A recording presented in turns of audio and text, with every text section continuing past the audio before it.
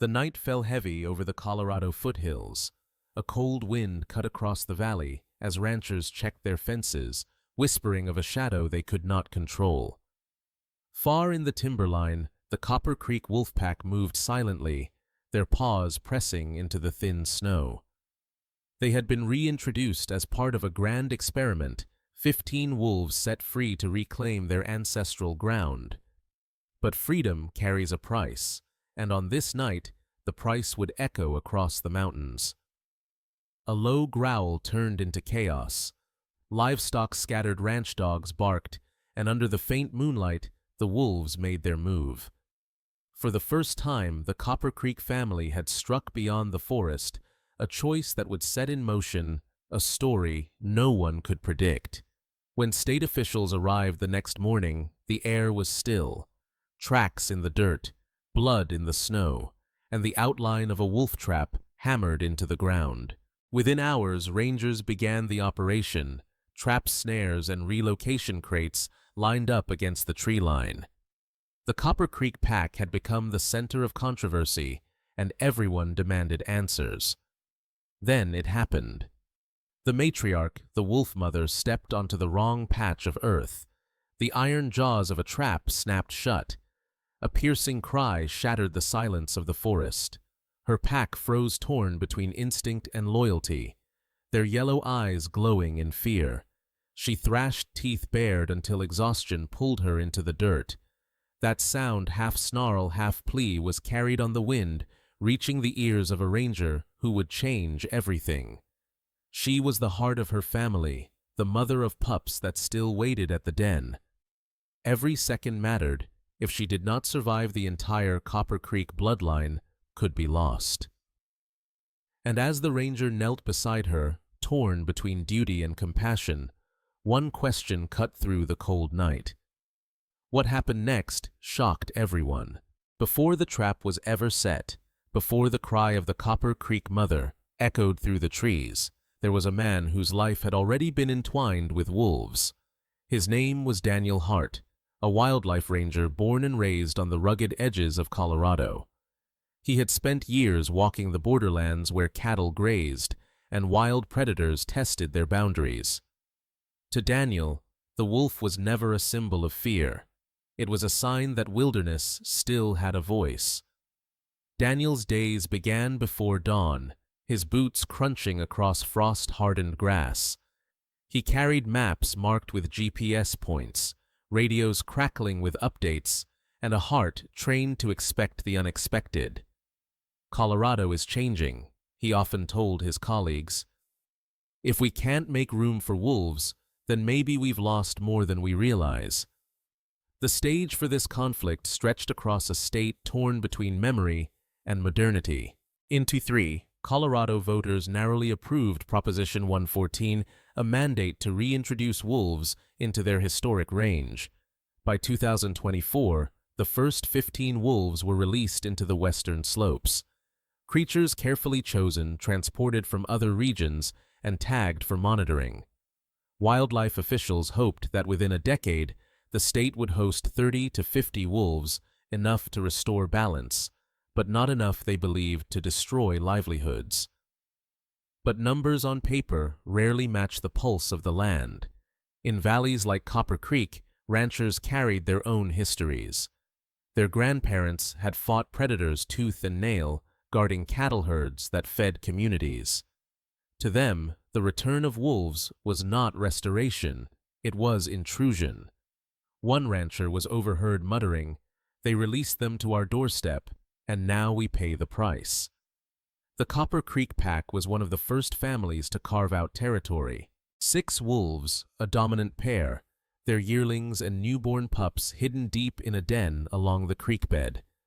Wildlife biologists celebrated when they learned that pups had been born, the first confirmation that reintroduction was working. Headlines read, "Colorado wolves breed for the first time in generations." For scientists, it was hope. For ranchers, it was a ticking clock. Daniel, standing in the middle, became both witness and bridge. His childhood had taught him to listen to ranchers. His uncle had lost calves to predators in the 90s. But his career had given him another perspective. Every ecosystem thrives only when predators exist. Wolves don't just take, he explained in interviews. They shape rivers, forests, even the flight of birds. They remind us that we're not in control. When news of livestock attacks spread, the balance fractured. On one side, conservationists demanded patience. On the other, ranchers demanded action. And in the middle was the Copper Creek pack creatures, unaware of laws, ballots, or human arguments. They followed hunger instinct and the bonds of their family. Daniel often stood at the line where forest met pasture, radio in hand, waiting. He could hear cattle lowing in the distance, could see elk herds moving like shadows across the ridges. And somewhere, always somewhere, he knew the Copper Creek wolves were watching. He kept notes in a weathered field journal. Entries told of fresh paw prints by the creek scat samples tagged for DNA, distant howls that carried through the night. There was admiration in his words, but also caution. He knew conflict was inevitable. It's not if, he wrote, it's when. The environment itself told the story.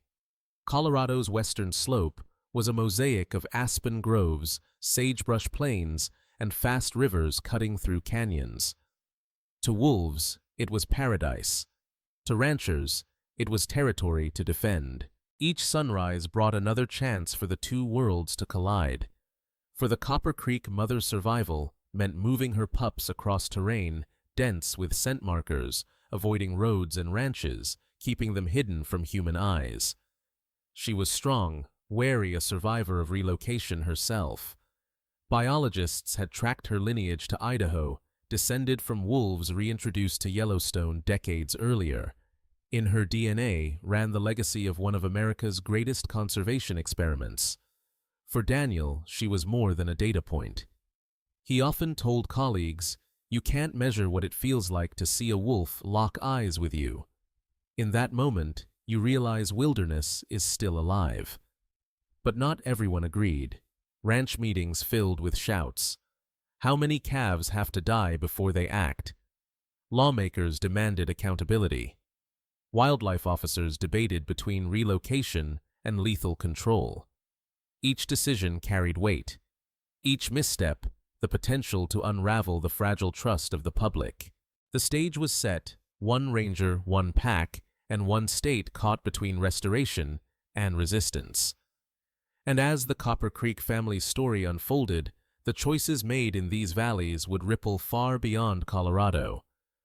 But Daniel's first true encounter with the Copper Creek pack would not come on a calm morning. It would come on a night when instinct, injury, and fate collided. The radio crackled just past midnight. Daniel Hart's eyes snapped open as a dispatch came through: activity detected near Copper Creek. Possible contact with wolves. Proceed with caution. He pulled on his jacket, grabbed his field kit, and drove into the night. The air was brittle with frost. Headlights slicing through mist that clung to the valley floor. Every ranger prepares for moments like this, but nothing truly readies you for the sound of an animal in pain. As Daniel stepped out of his truck, the first thing he heard was a cry unlike anything he had ever recorded. It was not the confident howl of a wild wolf, but a broken call, ragged and desperate. His boots pressed into the frozen earth as he followed the sound. The beam of his flashlight swept across the trees until it caught silver eyes reflecting back. There she was, the Copper Creek mother, trapped in steel jaws. Her leg was twisted, blood seeping into the dirt. Her body shook with rage and terror, lips curled, teeth flashing in the dark. Daniel froze. Every instinct screamed to back away. Wolves are powerful, unpredictable, and dangerous when cornered. But then he saw something else. Just beyond the clearing, tiny shapes shifted nervously in the shadows. Pups. Eyes wide, bodies trembling, waiting for their mother to rise. Their whimpers carried across the clearing, thin and fragile. That sound pierced through Daniel's fear. This was not just a predator caught in a trap. This was a family fighting for survival. Daniel's heart pounded. He reached for his radio, whispering, "Female wolf injured. Pups nearby, requesting backup." Static answered. No signal. He was alone. The wolf lunged as he shifted closer, steel trap rattling, her growl shaking the air. For a moment, Daniel considered retreat, but retreat meant leaving her to die. And if she died, the pups would not last the week. Their survival depended on a choice he had to make, right here, right now. His training echoed in his mind. Approach slowly. Keep eyes low, avoid sudden movement. He spoke in low tones. Not words meant to calm her, for wolves do not understand, but sounds meant to announce that he was not a threat. The mother's ears flicked back, her breathing ragged, but her eyes locked on him, fierce and unyielding. Daniel laid his kit on the ground, a pair of heavy gloves, bolt cutters, syringe of tranquilizer. He had prepared for this, in theory, not in reality. With trembling hands he loaded the syringe. One chance. If he failed, she could lash out with devastating force. He inched forward, every step measured. The pups whined louder. The mother lunged again, teeth clashing inches from his boots. His voice cracked, but he pressed on. The world narrowed to her golden eyes, the trap, and the sound of his own breathing. At last, Daniel found his angle. He thrust the syringe forward, nicking her haunch before leaping back. The wolf snarled, teeth snapping, then stumbled. Her growl softened into a whimper as the sedative began to work. She collapsed, body shuddering, chest rising and falling in shallow rhythm. For a moment, the valley fell silent. Daniel stood, frozen syringe still in hand, until he realized what had just happened. He had subdued one of the most feared predators in North America, alone in the dead of night. But there was no victory here, only urgency. He knelt beside her, gloved hands working quickly to pry open the trap. The iron jaws resisted creaking until finally they gave way. Her paw was mangled blood, slick across fur. Daniel wrapped it with gauze, his hands steady now, guided by something beyond training, compassion. He looked up. The pups had crept closer, their small bodies huddled together, eyes wide with confusion. One tilted its head, ears twitching as if sensing the shift. For a brief second, predator and human shared the same silence, fear, relief, and fragile trust suspended in the cold air. Daniel lifted the mother into a crate, his breath clouding in the night air. The pups cried out, their voices thin but persistent. As he closed the latch, he knew the hardest part was still ahead. He had saved her life, but what came next would test every bond between man and wilderness. The Copper Creek mother awoke beneath the sterile glow of fluorescent lights. Gone were the shadows of the forest and the icy sting of the trap. In their place, clean steel tables, gauze, and the careful hands of veterinarians moving around her. For the first time since Daniel found her, she was safe, though she did not know it. Her body tensed as she thrashed against straps, growls echoing off tiled walls. Every fiber of her being screamed to return to the wild, to rejoin her pups waiting somewhere in the valley. But pain held her down. The mangled paw bore deep wounds, infection threatening to spread. Time was their enemy, and every moment mattered. Daniel watched from behind a glass partition. He wasn't part of the surgery team, but he couldn't look away. Each flicker of the wolf's ear, each tremor in her chest, reminded him of the thin line between survival and loss. "She's a fighter," the vet murmured, stitching with steady hands. "If she makes it through tonight, she'll make it through anything." Hours passed before the mother finally lay still, breathing deep and even. The operation had succeeded, but recovery would demand more than bandages. It would demand resilience. Over the next days, Daniel made himself present during feedings. At first, she rejected everything, meat left untouched, water spilled as she snapped at bowls. He kept his distance, speaking softly, never forcing. Each attempt ended in snarls, eyes burning with suspicion. But gradually, hunger overcame fear. She began to eat in his presence, muscles still taut, gaze unbroken. It was the first thread of trust. Beyond her enclosure, the pups were under observation as well. Biologists had managed to track and safely relocate them after the capture. They were thin ribs, showing, but alive. Daniel remembered their cries in the forest, and now heard them echo inside kennels. Fragile, yet determined, they pressed tiny noses against the bars whenever footsteps passed. Their survival depended entirely on humans, a bitter irony in a program designed to keep wolves wild. Weeks blurred into routine. Clean wounds, replace bandages, record vitals. Every day Daniel logged her progress in his journal. Day 7, still limping, but eyes alert. Day 14, accepted venison without aggression. Slowly, the fierce growls gave way to weary silence, then cautious acknowledgement. And then came the turning point. One evening, as he set down food, she did not retreat to the back of the enclosure. Instead, she remained still, eyes following him, but no longer filled with hostility. Her chest rose, fell, and then nothing. No growl, no threat, just breath. Daniel froze, realizing she had made a choice to tolerate his presence. In that fragile silence, the first bond was forged. But survival is rarely a straight path. Midway through her recovery, the mother collapsed, fever burning through her body. Infection had returned. Vets rushed in, needles and fluids ready. Daniel stood helpless as monitors screamed the wolf's breath, ragged. For hours they battled bacteria invisible to the eye, but lethal to the body. When dawn broke, she stirred again, chest rising with steadier rhythm. Relief crashed over Daniel like a flood. Against all odds, she had fought back.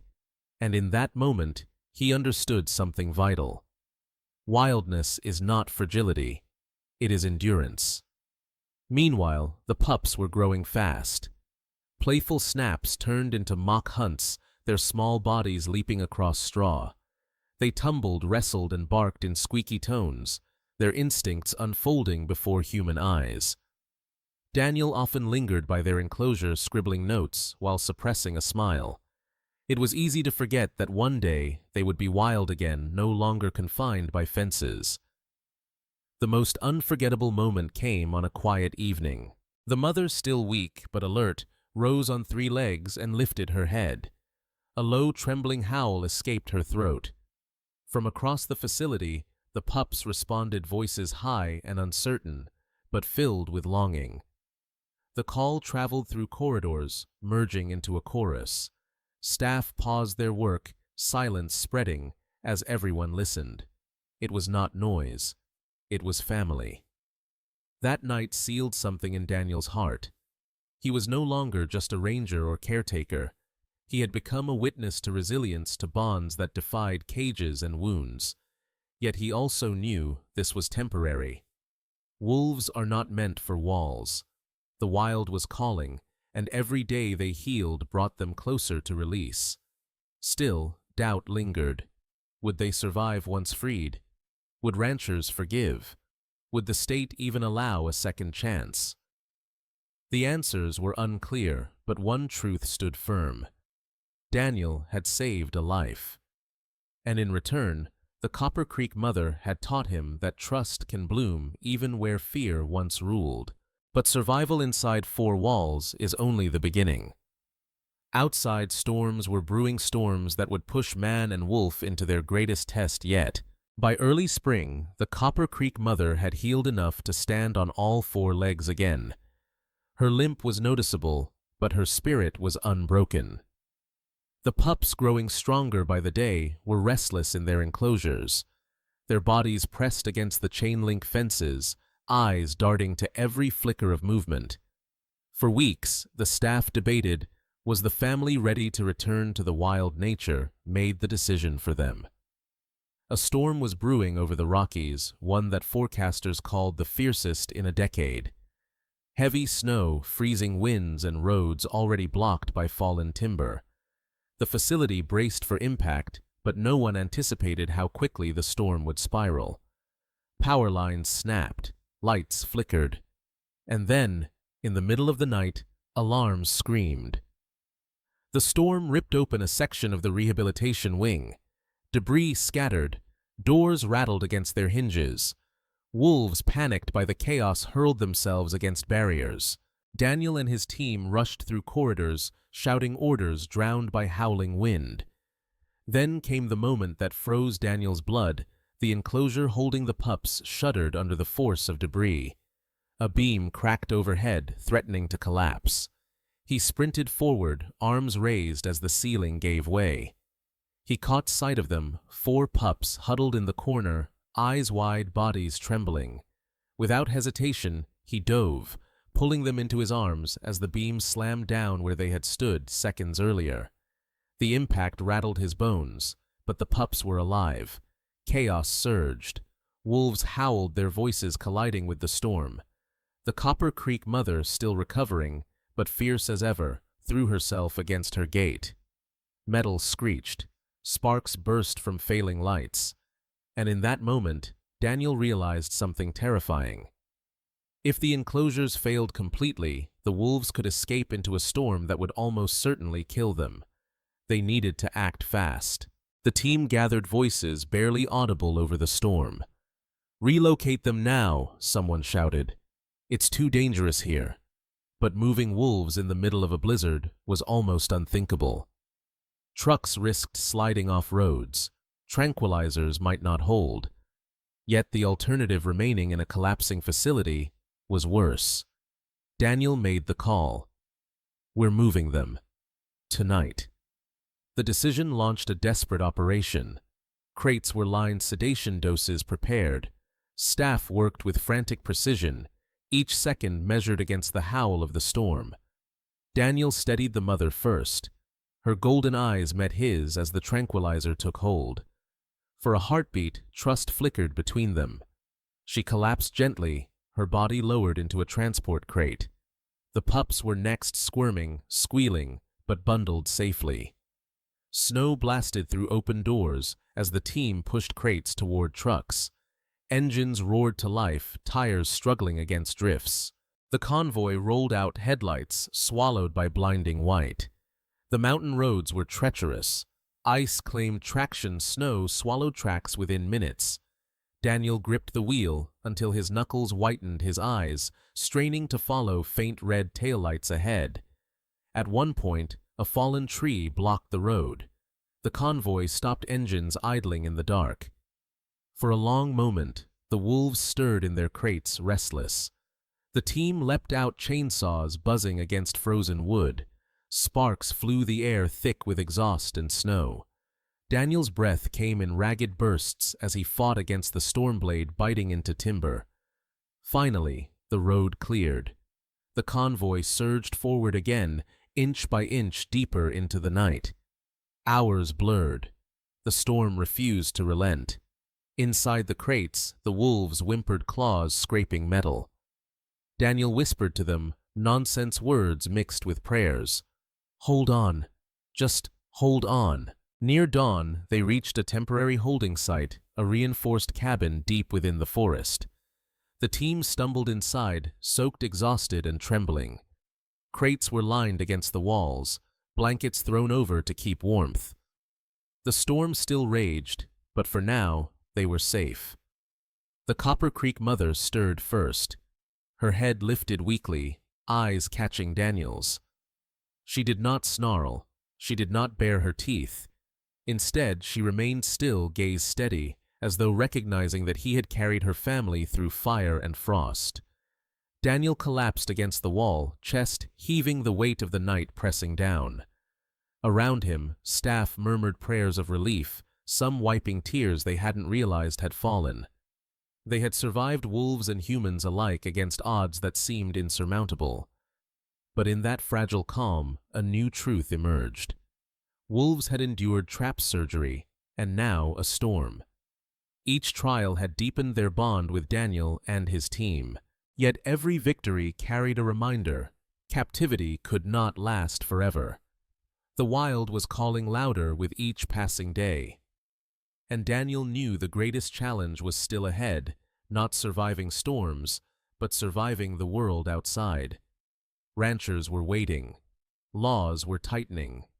And soon the Copper Creek family would face the test that no storm could drown human conflict.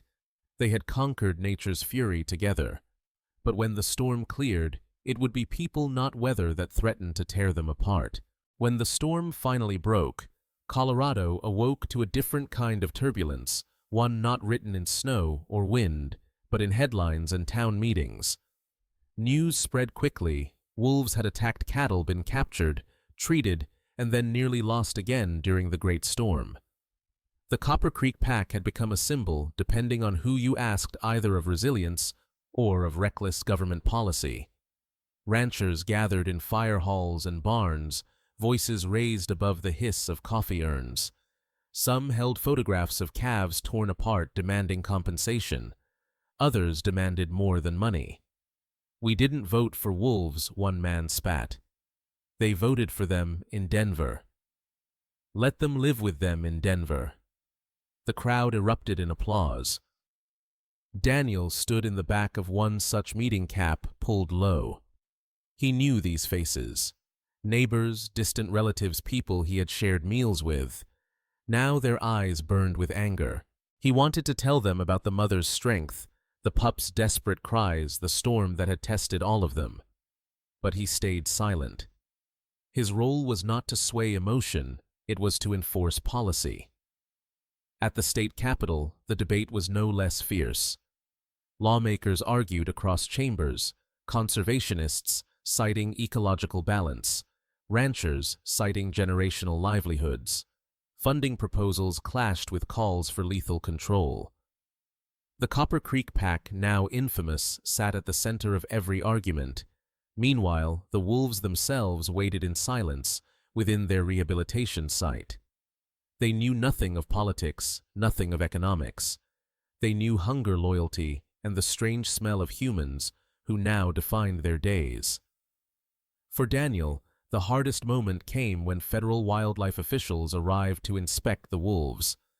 Clipboards in hand, they circled the enclosures, murmuring about risk factors and public perception. One inspector leaned close to Daniel. "You understand, these animals may never be releasable. The public won't tolerate it." The words struck like a blow. Daniel had fought storms, traps, and nights without sleep for this family. To think their fate could be sealed by paperwork felt unbearable. Yet not all voices were against the wolves. Some residents stood up at meetings, quiet but firm. "I lost livestock too," a rancher admitted, "but the wolves didn't take more than coyotes ever did. And they keep the elk herds moving. Without them, we lose balance." His words were drowned by boos, but Daniel caught them, held onto them like a lifeline. The legal tension grew sharper.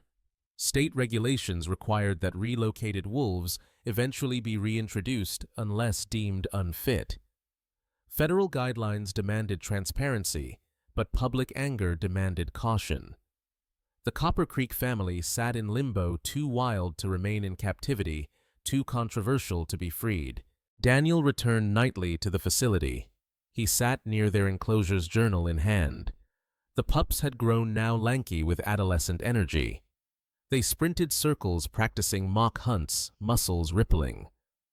The mother watched, steady and protective, her golden eyes softer now, scar on her paw a permanent reminder.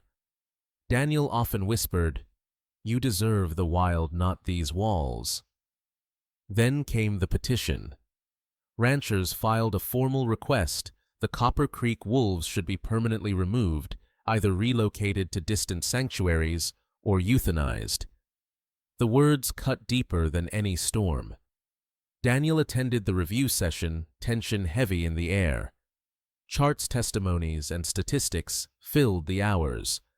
Every number seemed to erase the individuality of the wolves he had come to know. Finally, a biologist stood. She spoke not of numbers, but of stories, how wolves shape landscapes, how rivers bend differently when elk move under predator pressure, how forests breathe more freely when balance is restored. She ended with a line that echoed in Daniel's chest. If we destroy every wolf that causes conflict, we destroy the very reason we brought them back. The room fell into uneasy silence. The battle was far from won, but a seed had been planted. Still, compromise loomed.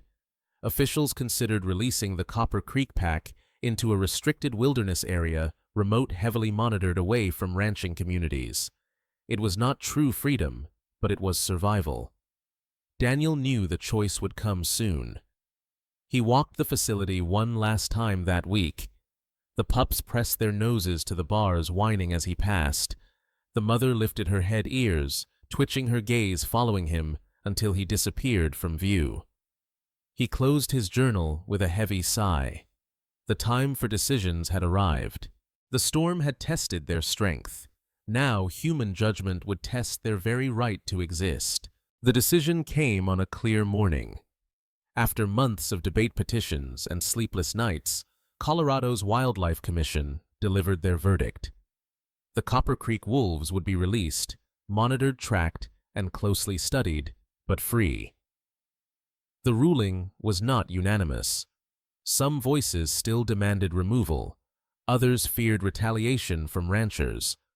But the wolves had earned a second chance. Daniel felt both relief and dread wash over him. He had fought for this outcome, yet he knew what it meant: farewell.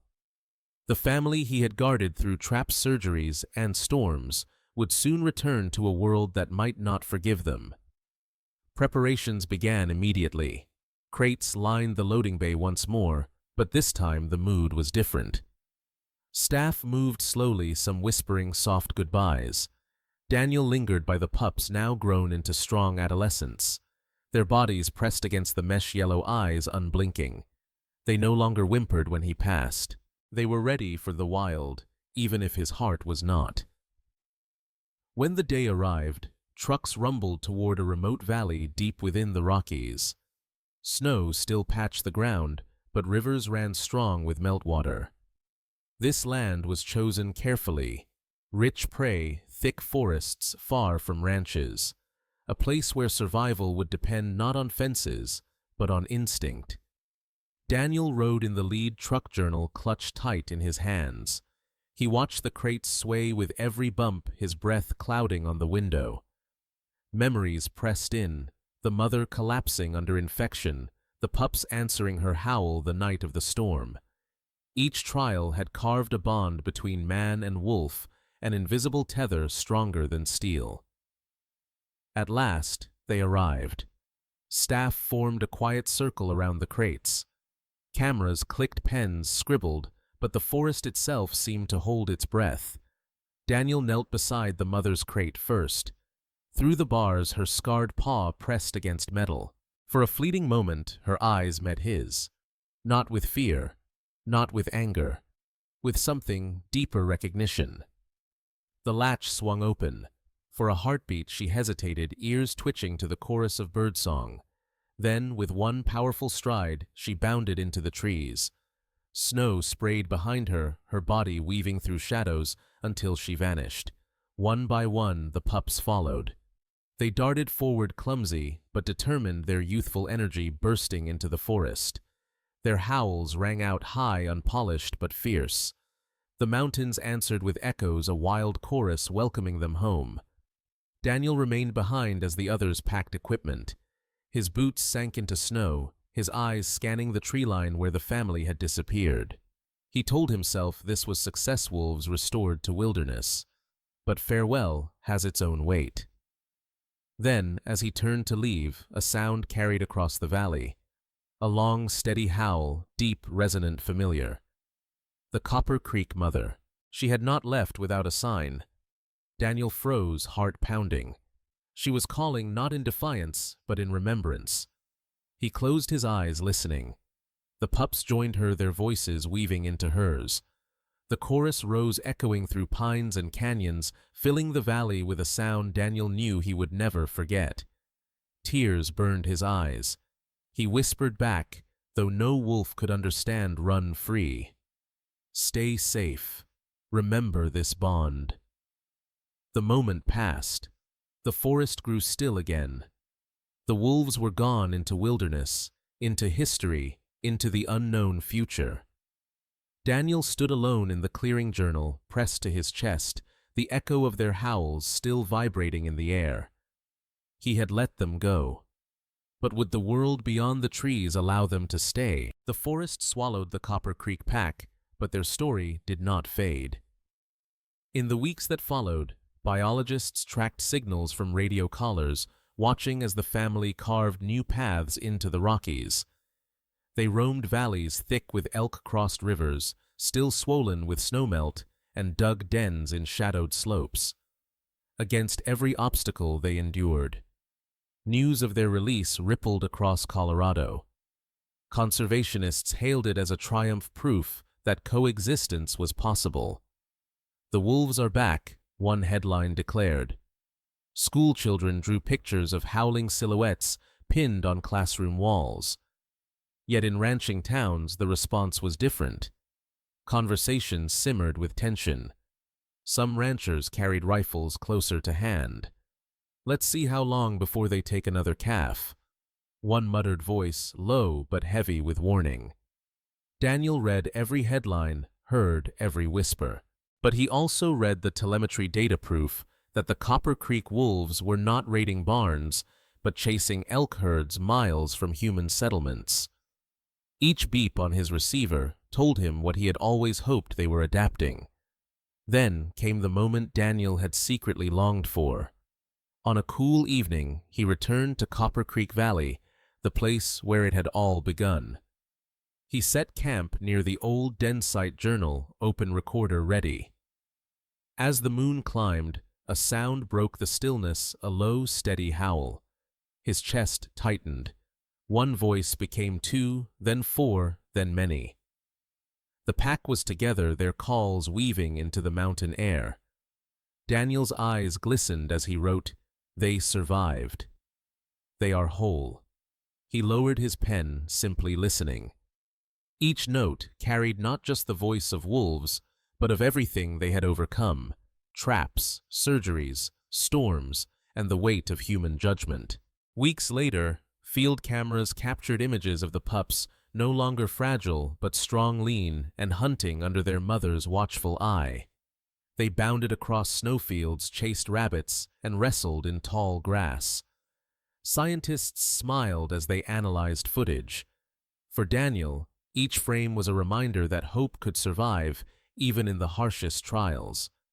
But life outside the facility was never without danger. Coyotes trailed the wolves, black bears tested their boundaries, and one late spring storm nearly buried their den. Yet each challenge strengthened them. Where once Daniel had worried they might falter, now he believed they would endure. The human world adjusted slowly. Some ranchers, still bitter, pressed for stricter controls. But others, witnessing fewer elk in hayfields and healthier forests, began to soften. One rancher admitted, "They're out there, but they're not here. Maybe there's room after all." Daniel took comfort in these small shifts. Progress was never loud. It was quiet, steady, like the paw prints of wolves fading into snow. In late summer, he returned once more to the valley. The air shimmered with heat, rivers glinting under the sun. As he scanned the ridges, movement caught his eye, a shadow slipping through the timber. The Copper Creek mother. Her scarred paw left a faint mark in dust, proof of her past. She paused, lifted her head, and locked eyes with him across the distance. For a breathless moment, neither moved. Then she turned, her body melting back into the forest. But before vanishing, she stopped, raised her muzzle, and howled. The sound was low, rich, and certain. Her family answered from the ridge. Daniel smiled, journal trembling in his hands. It was not goodbye. It was confirmation they belonged here. In the hush of the Colorado wilderness, a family's howls rose into the sky, not as captives, not as symbols, but as wolves. and for the first time in generations, the valley of Copper Creek was alive again. The story of the Copper Creek wolves was never just about animals. It was about us, our choices, our fears, and our capacity for compassion. From the moment the mother wolf's paw was caught in steel to the night Daniel carried her pups through a storm, every chapter revealed the fragile balance between human ambition and wild survival. We learned that conservation is not a straight path. It is messy, filled with setbacks, arguments, and doubt. Ranchers spoke of loss. Biologists spoke of balance. And in between stood the wolves themselves, living symbols of resilience. Their howls reminded us that nature does not negotiate. It simply exists. The question is whether we are willing to make space for it. We also learned that trust can grow in the unlikeliest of places. Daniel never set out to bond with wolves, yet through countless nights of fear, patience, and endurance, he became more than a ranger. He became a witness to their spirit.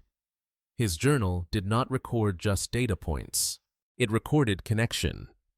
The mother wolf, scarred but unbroken, became a testament to survival. Her pups, once trembling in the shadows, grew into hunters beneath Colorado skies. Together, they embodied the reason reintroduction mattered, not to tame wolves, but to let them be wolves again. And perhaps the greatest lesson was this: we are part of the story too. Our fences, our laws, our votes, they shape whether wolves run free or vanish forever. The Copper Creek family reminded us that conservation is not about perfect harmony, but about compromise, persistence, and respect. For those who doubted their survival, offers proof. For those who believed their howls are vindication. For everyone, their story is a reminder that what we choose today decides what the wilderness will sound like tomorrow. The Copper Creek wolves are not legends. They are real, alive, and out there now, shaping rivers, chasing elk, and filling valleys with voices not heard for generations. Their journey is proof that even in a divided world, restoration is possible. If their story moved you, help write the next one. Support wolf conservation, share their journey, and subscribe to our channel. Because somewhere tonight in the wild heart of Colorado, the Copper Creek family is still howling.